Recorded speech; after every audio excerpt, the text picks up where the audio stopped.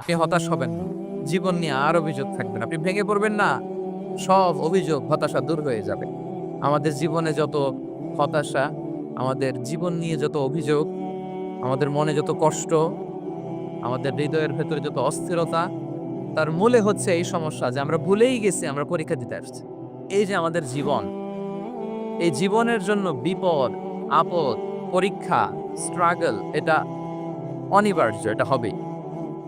বিপদ নাই, কষ্ট নাই, আপদ নাই, অনিশ্চয়তা নাই, স্ট্রাগল নাই, এমন কি কেউ আছে এখানে? কেউ কি হাত তুলে বলতে পারবেন যে হুজুর আমার জীবনে কোনো বিপদ নাই, অথবা আমার জীবনে কোনো দুঃখ নাই, কষ্ট নাই, কোনো স্ট্রাগল নাই, কোনো রিস্ক নাই? এরকম সৌভাগ্যবান কেউ আছেন এখানে? তাহলে জীবনের জন্য পরীক্ষা এটা অনস্বীকার্য, হবেই হবে পরীক্ষা। পৃথিবীর জীবনটাই এমন, এভাবেই এই লাইফকে ডিজাইন করা হয়েছে। পরীক্ষা থাকবে, এখানে বিপদ থাকবে, এগুলো উত্তীর্ণ হয়ে আপনাকে যেতে হবে। চিরসুখ চিরশান্তি এটাই পৃথিবীতে হয় না।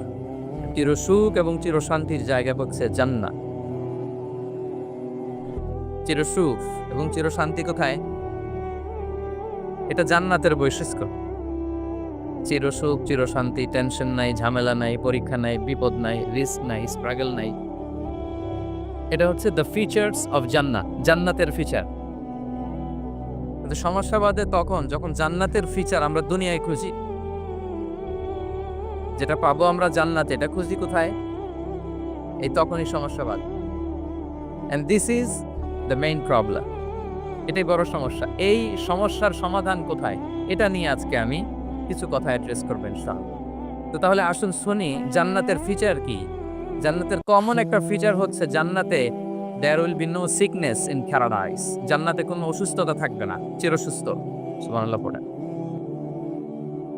চিরসুস্থ, চিরসবল, কেউ অসুস্থ হবে না জান্নাতে। জান্নাত হবে অ্যান্টি এইজিং, জান্নাতে বয়স বাড়বে না কারো। চিরযৌবনা, চিরযুবক, অ্যান্টি এজিং।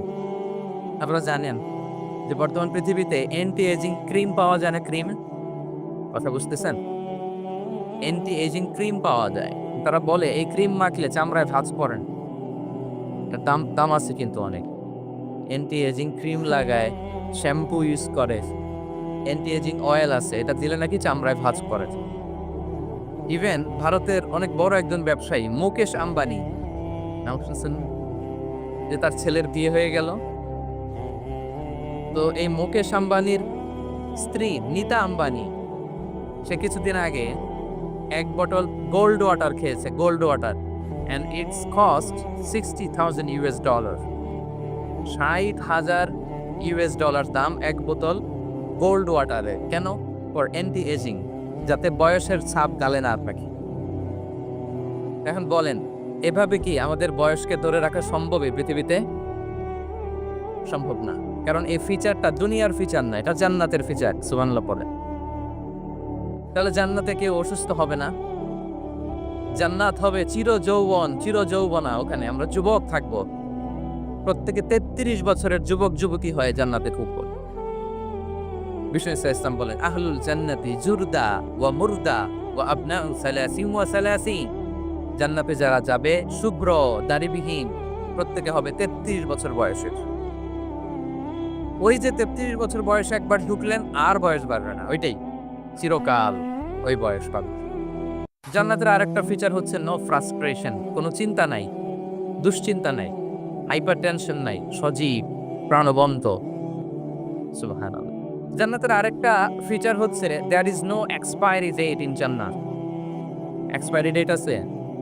জান্নাতে যে ঢুকবো 7 দিনের জন্য চেক ইন, নাকি চেক ইন কয় দিনের জন্য? 7 দিন 10 দিন পরে চেক আউট করে ফেলবে এরকম?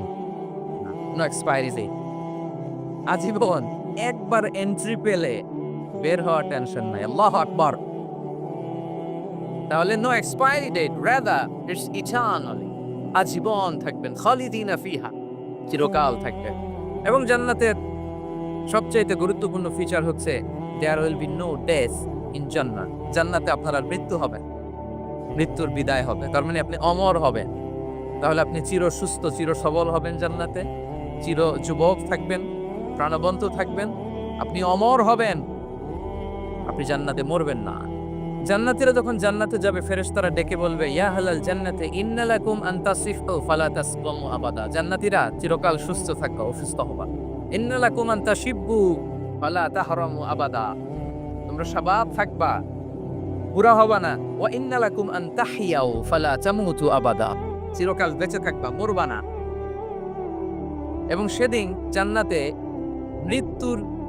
মৃত্যু দেয়া হবে, মৃত্যু দেয়া হবে। ইউতাল মাউতু বিকাবশিন আমলাহ।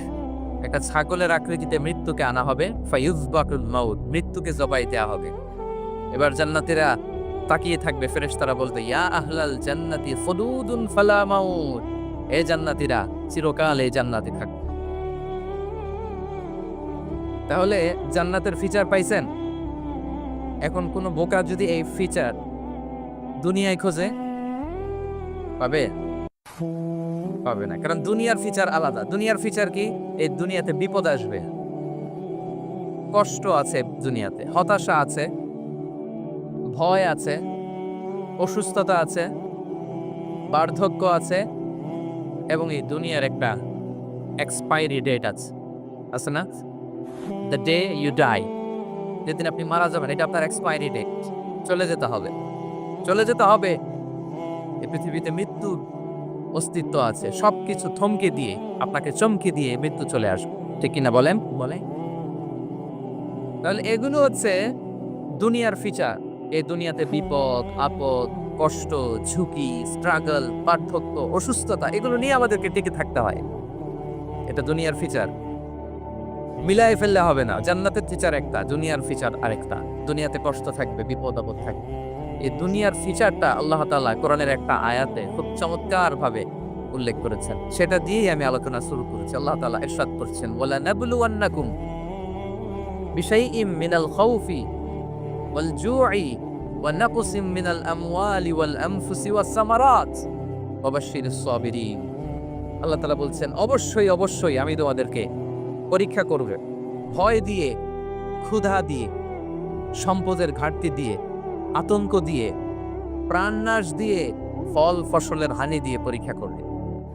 কিন্তু এই পরীক্ষায় যারা উত্তীর্ণ হবে, যারা সবর ইখতিয়ার করবে, ওয়াবাশশিরিস সাবিরিন, ধৈর্যশীলদের জন্যই হচ্ছে সুসংবাদ। আলহামদুলিল্লাহ পড়ে।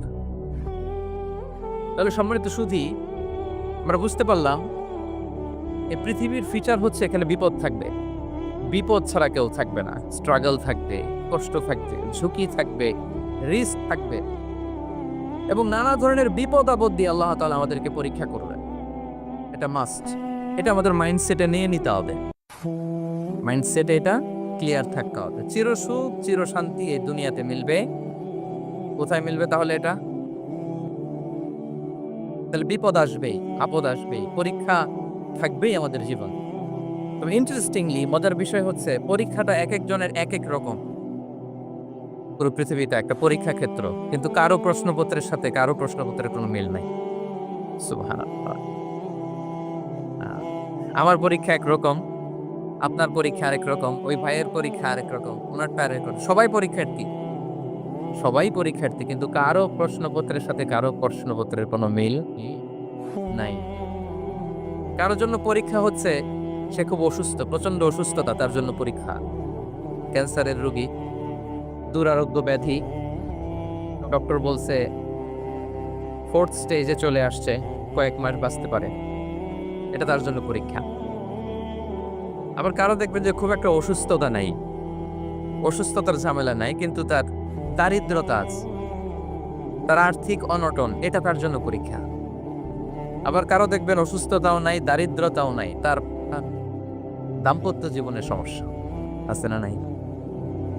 অনেকের দেখবেন এগুলো কোনোটাই সমস্যা না, তার ছেলে কথা শোনে না, মাদকাসক্ত, মাদকাসক্ত, রিহ্যাবে পাঠায়, আবার আসে, আবার গাঁজা খাওয়া শুরু করে, আছে না নাই বলেন? দেখেন তার পরীক্ষাটা আবার আলাদা। অনেকের দেখবেন মেয়ে বাবার কথা শোনে না। আবার অনেকের দেখবেন যে ব্যবসায় সমস্যা, লসের পর লস, লাভ উঠাতে পারে না, তাহলে পরীক্ষা ছাড়া, বিপদ আপদ ছাড়া এই দুনিয়াতে কেউ নাই, কেউ নাই প্রিয় ভাইরা। এটা আমাদের মাথায় রাখতে হবে। পরীক্ষা আপনাকে দিতেই হবে, পরীক্ষা দিয়ে দিয়ে নিজেকে প্রমাণ করতে হবে। আর এক একজনের পরীক্ষাটা এক এক রকম, কারো পরীক্ষার সাথে কারো পরীক্ষার কোনো মিল থাকবে না। তো মাঝে মাঝে আমরা এটা ভুলে যাই। আল্লাহ তাআলা কালামে পাকে রিমাইন্ডার দিয়ে আমাদেরকে স্মরণ করিয়ে দিতে চান যে এই পৃথিবীতে আসলে তোমরা এসেছো পরীক্ষা দিতে।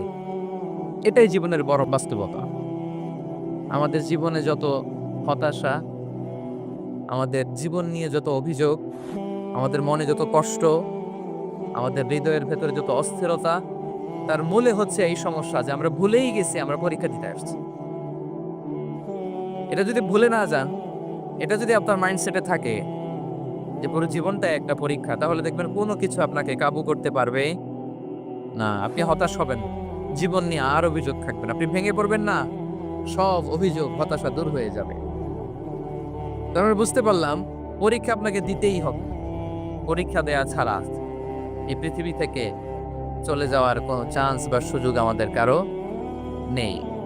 সূরাতুল আনকাবুতে আল্লাহ তাআলা এই কথাটা আরো চমৎকার ভাবে বলেছেন। আল্লাহ তাআলা ইরশাদ করেছেন, আহাসিবান নাসু আইয়াতরাকু আইয়াকুলু আমান্না ওয়া হুম লা ইফতানুন ওয়ালাকাদ ফাতান্নাল্লাযীনা মিন ক্বাবলিহিম ফালা ইয়া'লামান্নাল্লাহুল্লাযীনা সাদাকু ওয়া লা ইয়া'লামান্নাল কাযিবিন।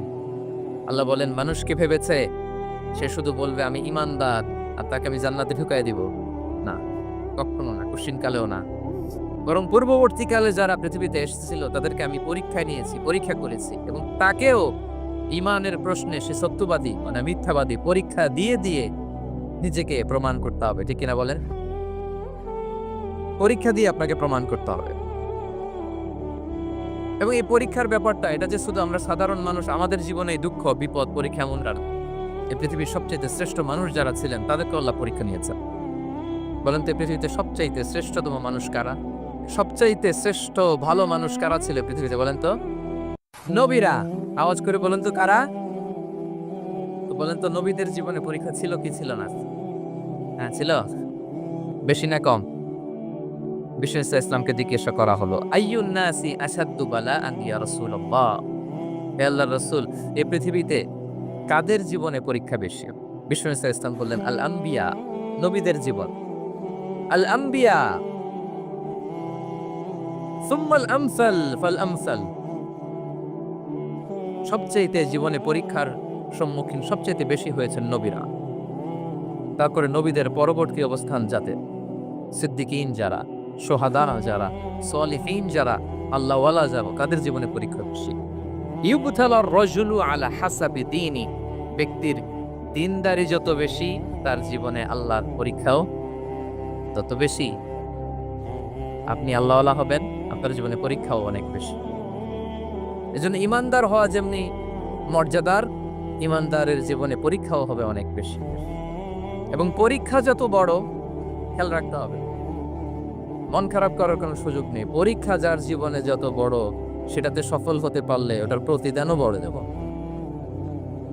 পরীক্ষা যত বড়, এটাতে সাকসেস হতে পারলে এটার রিওয়ার্ডও তত বড়। বিষ্ণু ইসলাম বলেন, ইযামুল জাযাই মা ইযামিল বালা, বালা যত বড় জাযাও তত বড়, প্রতিদানও তত বড়। কারণ নবীদের জীবনে যদি খেয়াল করেন দেখবেন, যেই নবীর জীবনে পরীক্ষা যত বেশি সেই নবীর জীবনে সফলতাও তত বেশি। সাইয়েদানা ইব্রাহিম আলাইহিস সালামের কথাটা একটু খেয়াল করেন তো, বলেন তো ওনার জীবনে পরীক্ষা কেমন ছিল, বেশি না কম? ওনার জীবনের পরীক্ষা থেকেই তো আমরা এই শব্দটা ব্যবহার করি, আমরা বলি অগ্নি পরীক্ষা। কি বলি? মানে আগুনে নিক্ষেপ করা হয়েছে সাইয়েদানা ইব্রাহিম আলাইহিস সালামকে। তাও স্বাভাবিকভাবে না, উলঙ্গ করে, নেকেট করে, ওনাকে অপমানিত করবার জন্য ওনার গায়ের জামা কাপড় খুলে উলঙ্গ অবস্থায় আল্লাহর খলিল সাইয়েদানা ইব্রাহিম আলাইহিস সালামকে অগ্নিকুণ্ডে নিক্ষেপ করা হয়েছে। এরকম এক্সপেরিয়েন্স এই অডিটোরিয়ামের ভেতরে আমাদের কখনো হয়েছে? তাহলে সাধারণ মানুষের জীবনের পরীক্ষা আর নবীদের জীবনের পরীক্ষার মধ্যে পার্থক্য আছে না নাই? ওই পরীক্ষায় উনি পাশ করে ফেললেন। ৮৬ বছর পর্যন্ত আল্লাহর কাছে দোয়া করলেন, আল্লাহ আমাকে একটা নেককার সন্তান দাও। আল্লাহ সন্তান দেয় না। ৮৬ বছর পরে আল্লাহ তাআলা সাইয়েদানা ইব্রাহিম আলাইহিস সালাম এবং হাজারের ঘরকে উজালা করে সন্তান দিলেন। সাইয়েদনা ইসমাঈল আলাইহিস সালাম পৃথিবীতে আসলেন। কত বছর বয়সে? ৮৬ বছর বয়সের এখানে কেউ আছেন? হ্যাঁ? আছি আমরা কেউ? নাই। ৮৬ বছর বয়সে প্রথম সন্তান পেয়েছে। তাদের ঘরকে উজালা করে আল্লাহর নবী সাইয়েদনা ইসমাঈল আলাইহিস সালাম আসলেন। এবার আল্লাহ বললেন, যাও স্ত্রীকে আর এই কলিজার টুকরার সন্তানকে থাকো তো প্যালেস্টাইনে, প্যালেস্টাইন থেকে ১,৫০০ কিলোমিটার দূর দ্য ব্যারেন ল্যান্ড, ওই মক্কার ধুধু মরু প্রান্তরে রেখে আস, যেখানে কেউ নাই, মানুষ নাই, গাছ নাই, পাখি নাই, পানি নাই, যাও রেখে আস। আচ্ছা বলেন তো, ৮৬ বছর পরে যে লোকটা সন্তান পেল, বুঝেশুন উত্তর দিয়েন, ৮৬ বছর পরে যে লোকটাকে আল্লাহ তাআলা সন্তান দিল, তার হৃদয়ে ওই সন্তানের জন্য মায়া বেশি না কম? এমনি তো আমাদের প্রথম সন্তানের হিস্ট্রিটা একটু খেয়াল করেন তো। প্রথম আমাদের যে মেয়ে হয়েছিল বা যাদের ছেলে হয়েছিল, তার প্রতি আদর, সোহাগ, দরদ, ভালোবাসা, আল্লাহ কত ছিল। ৮৬ বছর বয়স আল্লাহ তাআলা ওনাকে সন্তান দিলেন, দিয়ে বললেন যাও হাজারকে আর ইসমাঈলকে মক্কার ধুধুমরু প্রান্তরে রেখে আস। আল্লাহ তাআলা বলতে দেরি, চলে যেতে দেরি নাই, মুহূর্তে উনি রওনা হয়ে গেল। সুবহানাল্লাহ বলবেন না? রেখে আসলেন মক্কার ধুধুমরু প্রান্তরে। এবার আল্লাহ বললেন যাও, রিটার্ন ব্যাক টু প্যালেস্টাইন, প্যালেস্টাইনে চলে যাও। চলে গেল, হৃদয়টা ভেঙে খান খান। অনেক বছর পরে আল্লাহ তাআলা আবার অনুমতি দিলেন, যাও এবার ছেলেকে রেখে আসতে পারো, যাও প্যালেস্টাইন থেকে আবার মক্কায় যাও। সাইয়েদনা ইব্রাহিম আলাইহিস সালাম প্যালেস্টাইন থেকে আবার ১,৫০০ কিলোমিটার পথ পাড়ি দিয়ে, এখনকার মতো ফ্লাইটে যায় না, গাড়িতেও না, উটে কিসে করে। উনি যে কতবার মক্কা থেকে ফিলিস্তিন এসেছেন আর গিয়েছেন, ইয়ত্তা নেই। গেলেন, এবার ছেলেটা হাঁটতে পারে, দৌড়াতে পারে, একটু একটু কথা বলতে পারে, আব্বা আব্বু ডাকতে পারে। কেমন মায়া লাগে বলেন তো? মায়া ভালোবাসায় যখন টইটম্বুর, ঠিক ওই মুহূর্তে আল্লাহ বললেন ছেলেকে জবাই করো, জবাই করো ছেলে। আল্লাহ তাআলা বলতে দেরি করেছেন, আল্লাহর আদেশ পালনে ১ সেকেন্ডও তিনি দেরি করেন নাই। ছুরি চালালেন, জান্নাত থেকে দুম্বা নিয়ে আসা হয়। এভাবে আল্লাহর নবী ইব্রাহিম আলাইহিস সালাম ওনার জীবনের প্রতিটি ক্ষেত্রে যেখানে আল্লাহ তাআলা ওনাকে পরীক্ষা নিয়েছেন, উত্তীর্ণ হয়েছেন। এবং দেখেন ওনাকে আল্লাহ তাআলা কি উপহার দিলেন, আল্লাহ তাআলা ওনাকে খলিলুল্লাহ উপাধি দিলেন, আল্লাহর বন্ধু। সুবহানাল্লাহ বলে। আল্লাহ তাআলা বলছেন, ওয়া ইযিবতালা ইব্রাহিমা রাব্বুহু বিকালিমাতিন ফাআতাম্মাহুন ক্বালা ইন্নী জাঈলুকা লিন-নাসি ইমামা। আল্লাহ অনেকগুলো পরীক্ষা নিয়েছিলেন সাইয়েদনা ইব্রাহিম আলাইহিস সালাম, প্রতিটা পরীক্ষায় সাকসেসফুলি পাস করেছেন, গোল্ডেন এ প্লাস। আল্লাহ বলেন, ইন্নী জাঈলুকা লিন-নাসি ইমামা, I'm gonna make you the leader for the entire human being. I'm gonna appoint you as a leader for the entire universe. গোটা বিশ্বের জন্য, গোটা মানবতার জন্য আমি তোমাকে লিডার বানিয়ে দিলাম। ইযমুল জাযাই মা ইযমিল বালা। পরীক্ষা যত বড়, ওই পরীক্ষায় পাস করলে ওইটা ফলাফল ও প্রতিদানও বড়। তাহলে দেখেন প্রিয় ভাইয়েরা, সাইয়েদনা ইব্রাহিম আলাইহিস সালামের জীবনে পরীক্ষার কোনো শেষ ছিল না। আমি আপনি কোথায়? আল্লাহর খলিলের জীবনে যদি এত পরীক্ষা থাকতে পারে, আমি আপনি কোথায় বলেন তো? এবার বলেন, সাইয়েদনা মূসা আলাইহিস সালাম, ওনার জীবনে তো কোনো পরীক্ষার ছিল না। গুণে শেষ করতে পারবেন? জন্মটাই তো হয়েছে পরীক্ষার মধ্য দিয়ে। মিশরের ছেলে সন্তান হইলে ফেরাউন বলছে জবাই করো। ওনার মা এরকম সিন্ধুকে করে ভাসায় দিলেন নীল নদীতে। আল্লাহু আকবার! কি একটা রোমাঞ্চকর পরিস্থিতির মধ্য দিয়ে আল্লাহ তাআলা ওনাকে বাঁচালেন। জন্মই হয়েছে পরীক্ষার। বড় হইলেন, ফেরাউনের ভয়ে দেশ ত্যাগ করলেন, মিশর থেকে মাদিয়ান। আবার আল্লাহর আদেশে যখন ফিরে আসলেন, আবার ফেরাউনের সাথে তর্ক বিতর্ক, যুদ্ধ। একটা রাত আল্লাহ নবী মূসা আলাইহিস সালাম শান্তি মতো মিশরে ঘুমাতে পারেনি। একটা রাত শেষ পর্যন্ত এই ফেরাউন মূসা আলাইহিস সালামকে ধাওয়া করেছে। ফেরাউনের ধ্বংসের আগ পর্যন্ত সে মূসা আলাইহিস সালামকে ধাওয়া করেছে। তার মানে মূসা আলাইহিস সালাম এই বিপদ আপদ পরীক্ষা এগুলো থেকে মুক্তি পান নাই। এবার বলেন ঈসা আলাইহিস সালামের কথা, ওনার জীবনে তো পরীক্ষা ছিল না। কি পরীক্ষা ছিল? হ্যাঁ, আল্লাহু আকবার। Same scenario, goes to the biography of every messenger in the world. সব নবীর ক্ষেত্রে একই ঘটনা ঘটেছে।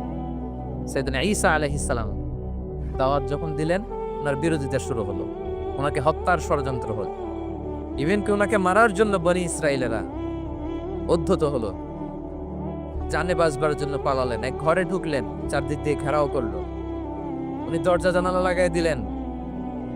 ওরা বললো একজন দরজা ভেঙে জানালা ভেঙে ভিতরে ঢুকে দেখো বেটা ঈসা কি করে। একজন ভিতরে ঢুকছে, ঢুকার সাথে সাথে বল রাফাআহুল্লাহু ইলাইহি, আল্লাহ তাআলা ঈসা আলাইহিস সালামকে উপরে উঠায় নেয়। আর যেই লোকটাকে তারা ভিতরে ঢুকালো তার চেহারাকে আল্লাহ তাআলা ঈসা আলাইহিস সালামের চেহারার মতো করে দিল। এবার তার বাইরের সাথীরা বলে ঘটনা কি, বেটা ঈসাও বেরোয় না, আমাদের লোকটাও বেরোয় না, সবাই ঢুক। দরজা ভেঙে ভেতরে ঢুকে দেখে ঈসা দাঁড়ায় আছে। বলেন তো এটা ঈসা না মিসা? এটা কি আসল ঈসা? ওমা কতালু ওমা সলাবু ওয়ালাকিন শুব্বিহা লাহুম। আল্লাহ বলে তোমরা আমার নবী ঈসাকে হত্যাও করতে পারো নাই, শুলেও চড়াতে পারো নাই, আমি সেফটি সিকিউরিটি দিয়ে আমার নবী ঈসা আলাইহিস সালামকে আকাশে তুলে নিয়েছি। তাহলে ওনার জীবনও পরীক্ষার শেষ ছিল না। এবার যদি আমরা বিশ্বনবী সাল্লাল্লাহু আলাইহি ওয়াসাল্লামের জীবনের দিকে তাকাই, ওনার জীবনটা দেখেন তো। আমাদের প্রিয় নবী বিশ্বনবী মুহাম্মদুর রাসূলুল্লাহ সাল্লাল্লাহু আলাইহি ওয়াসাল্লাম, ওনার জীবনে কি স্ট্রাগল ছিল? স্ট্রাগল মাক্কি জীবনের কথা যদি একটু খেয়াল করেন, দেখেন তো 3 বছর শিয়াবে আবি তালেবে জেল কেটেছেন, না খেয়েছিলেন। ওনার বংশের লোকেরা প্রথমে ছাগল খেয়েছে, ছাগলগুলো যখন শেষ, ছাগলের চামড়াগুলো শুকিয়ে ওইটা খাইছে। গাছের পাতা ছাল এগুলো খেয়ে খাবারের অভাবে বেহুশ হয়ে পড়ে থাকতো কারা। না খেয়ে কয়দিন ছিলেন আপনি? আমি কয়দিন ছিলাম না খেয়ে? মনেই তো পড়ে না, না খেয়েছিলাম কিনা কোনোদিন। এ হচ্ছে মাক্কি জীবন। মেন্টালি প্রেসার দেয়া হয়েছে। বিশ্বনবীর চাচা আবুল আহাব তার 2 ছেলে উতবা আর উতাইবা, এদের সাথে বিয়ে দিয়েছিলেন 2 মেয়ের। যখন দাওয়াত দেওয়া শুরু করলেন 2 মেয়েকে ডিভোর্স দিয়ে দিল। দেখেন একটা বাবার জন্য প্রাপ্তবয়স্কা মেয়েকে যখন উঠায় নেওয়ার আগে ডিভোর্স দেয়, তার মানসিক অবস্থাটা কেমন থাকে বলেন? মেন্টালি প্রেসারাইজ করা হয়েছে, ফিজিক্যালি অ্যারেস্ট করা হয়েছে। বিষ্ণু ইসলাম যখন নামাজে দাঁড়াতেন, কোটের পচা নারী ভুড়ি বিষ্ণুনবীর কাঁধে চাপিয়ে দেওয়া হতো। আপনার জীবনে এরকম ঘটছে কখনো? আপনি নামাজ করতেছেন, কোটের পচা নারী ভুড়ি আপনার কাঁধে চাপিয়ে দেওয়া হয়েছে? কয়দিন হয়েছে এরকম? কয়দিন হয়েছে? হ্যাঁ, তারপরে তো আলহামদুলিল্লাহ বেরোয় না মুখ দিয়ে। কেমন আছেন হুজুর? কইেন না, বেশি একটা সুবিধার না, তাই না? বেশি একটা একটু মিলাবেন। কতটুকু পরীক্ষা আমরা দিয়েছি। তায়েফে গেলেন বিশ্বনবী, তায়েফে গেছিলেন জমির বায়না দিতে, তাই না? জমি কিনবে তায়েফে। তায়েফবাসীদেরকে জাহান্নামের আগুন থেকে বাঁচাতে গিয়েছিলেন, নিজের জন্য না। সেখানে তায়েফের ছেলেরা পাথর মেরেছে বিষ্ণু ইসলামের গায়ে। এত শুভ্র দেহ ছিল, চেহারা ছিল, বিষ্ণুনবীর গা দিয়ে ঝরঝর করে রক্ত ঝরেছে। ফিজিক্যাল হ্যারাসমেন্টের শিকার হয়েছেন বিষ্ণু ইসলাম। যখন যেদিন বিষ্ণু ইসলামকে হত্যার ষড়যন্ত্র করা হলো, আল্লাহ তাআলার আদেশে তিনি মক্কা থেকে মদিনা হিজরত করলেন। মদিনাতে যে একটা রাত, 7ম হিজরির আগ পর্যন্ত শান্তিতে ঘুমাতে পারেন নাই। 3 দিকে 3 ইহুদি বসতি, বনু কাইনুকা, বনু নদীর, বনু কুরাইজা। খাওয়ার মধ্যে বিষ মিশিয়ে দেয়া হয়েছিল বিষ্ণু ইসলামের। বাজুর, খাসির বাজুর রান পছন্দ করতেন। এক ইহুদি মহিলা বিষ্ণু ইসলামের ওই রানের মধ্যে বিষ মিশিয়ে দিয়েছিল। ওই বিষের যন্ত্রণায় মৃত্যুর আগ পর্যন্ত বিষ্ণুনবী কাতরাতেন, এবং উনি ইন্তেকালের সময় ওই বিষের ব্যথা যন্ত্রণাতেই ইন্তেকাল করেছেন। বিষ্ণুনবীর ইন্তেকালটা শাহাদাতের ইন্তেকাল ছিল। বিষ্ণু ইসলাম বলেছেন, ওই যে খায়বার এলাকার ওই মহিলা যে আমার খাবারে বিষ মিশিয়েছিল, সেই বিষের যন্ত্রণা, বেদনা, কষ্ট আমি অনুভব করছি। খেয়ে না খেয়ে দিন প্রচারের কাজে নিজেকে দিয়েছ বিলিয়ে, তায়েফের কাফিরেরা চিনল না সে আলো, দুষ্ট ছেলেদের পিছু দিল লেলিয়ে। পাথরের আঘাতে ক্ষত বিক্ষত হয়ে সারা শরীর থেকে রক্ত ঝরে। হে রাসূল তোমাকে ভুলি আমি কেমন করে, হে রাসূল তোমাকে ভুলি আমি কেমন করে। হাজার ব্যথা বেদনার পরে ফিরে আসনি তুমি আপন ঘরে, দিনের আলো তুমি ছড়িয়ে দিতে চলে গেলে মদিনায় মক্কা ছেড়ে, হে রাসূল তোমাকে ভুলি আমি কেমন করে, হে রাসূল তোমাকে ভুলি আমি কেমন করে। ঠিক কিনা বলেন? একতারা শান্তির ঘুম তিনি দিতে পারেন নাই। প্রিয় ভাইয়েরা, তাহলে আমরা কি বুঝলাম? বিশ্বনবীর জীবনে পরীক্ষা ছিল কি ছিল না? আমাদের উপায় আছে? আমরা বাঁচতে পারবো এই বিপদ আপদ পরীক্ষা জঞ্জাল থেকে? বাঁচতে চাইলেও বাঁচতে পারবো? পারবো।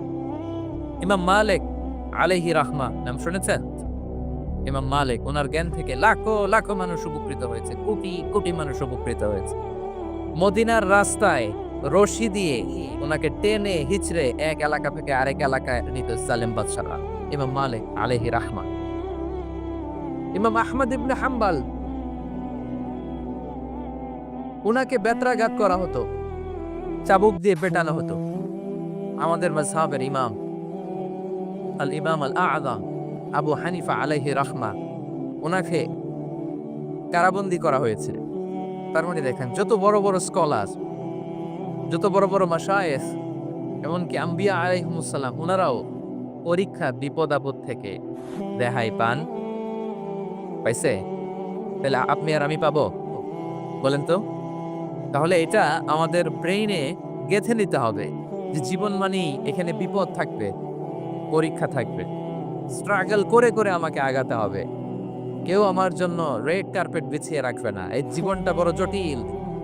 This is life, how it's design. এভাবেই পৃথিবীকে ডিজাইন করা হয়েছে। এখানে বিপদ আছে, কষ্ট আছে। এই পরীক্ষা দিয়ে দিয়ে আপনাকে উত্তীর্ণ হতে হবে। বুঝতে পেরেছেন প্রিয় ভাইয়েরা? নাও দ্য কোশ্চেন আরাইজ, এখন প্রশ্ন হচ্ছে, কেন আল্লাহ এই পরীক্ষা নেন? কেন? আল্লাহ তাআলা সূরা মুলকে বলেছেন, এই পৃথিবী সাজানোর, এই জীবন মৃত্যুর এই খেলা, এর উদ্দেশ্যটাকে আল্লাহ তাআলা স্পষ্ট করে বলেছেন। আল্লাযী খালাকাল মাউতা ওয়াল হায়াতা লিয়াবলুয়াকুম আইয়ুকুম আহসানু আমালা। জীবন মৃত্যু দিয়ে তোমাদের জীবনকে সাজানো হয়েছে এজন্য, যাতে করে তিনি তোমাদের পরীক্ষা করতে পারেন। কি করতে পারেন? তোমাদের মধ্যে কে সৎকর্মে অগ্রগামী, কে কাজে ভালো, আমলে ভালো, এটা দেখার জন্য। বেসিকলি আল্লাহর দেখার প্রয়োজন নাই, আমাদেরকে দেখানোর জন্য এই পরীক্ষার আয়োজন। আমি ভালো করবো না খারাপ করবো এটা আল্লাহ জানে না? তো ওনার পরীক্ষা করা লাগে কেন? কথা বলেন। আমি জান্নাতি না জাহান্নামী এটা আল্লাহ জানেন না? বেসিকলি আমাদেরকে জানানোর জন্য এই পরীক্ষার আয়োজন। কাদেরকে জানানোর জন্য? মানে তুমি জেনে যাও তুমি জান্নাতি না জাহান্নামী। আমি ভালো করেই জানি